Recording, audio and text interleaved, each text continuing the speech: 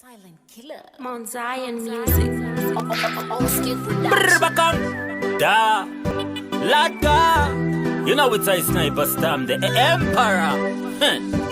Zvaze kuronga tunhu twako urizi sunga muromo kungori kudzutati zvava zvekustikamisa munhu akutyisa wotozviunyanidza kunge nyi madills ako ngavazongone abudirira kwete kufukura hapo chiri kumiramira vakazvibata chete vanokudzipa swera vazvisunga kun'anga dzakachipa so watch your step uchifamba pamep kune zvikirimbani kune matrep chomori yakabeji kana rep ngavazongone washamura negap zinoirema don't trust that smile even for a kilometer or a mile ngavazongone zvichikuitira from zero to hero hey, forward forever backwards never pamberi usashande nereverse forward forever backwards never ndokuti uisire madhamari mpesi forward forever backwards never pamberi usashande nereverse forward forever backwards never ndokuti uisire madhamari mpesi plan yako ndo life yako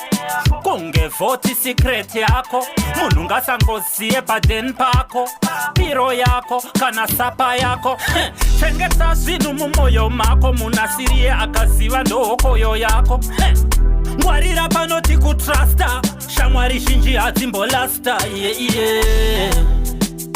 lada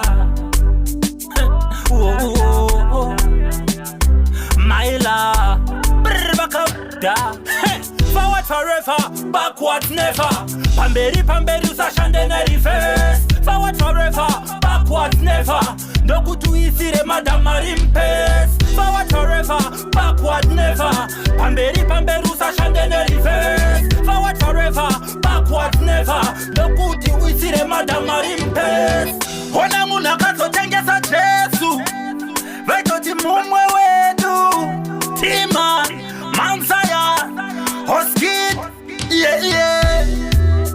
Hair solution kunze uko kune vanhu vari horrible so missing again Lagad forward forever pamberi usashande nereverse forward forever me say backward never nokuti uisire madhamari mpesi forward forever backward never pamberi usashande nereverse forward forever me say backward never nokuti uisire madhamari mpesi usashande nereverse you know it's a sniper star empire standard da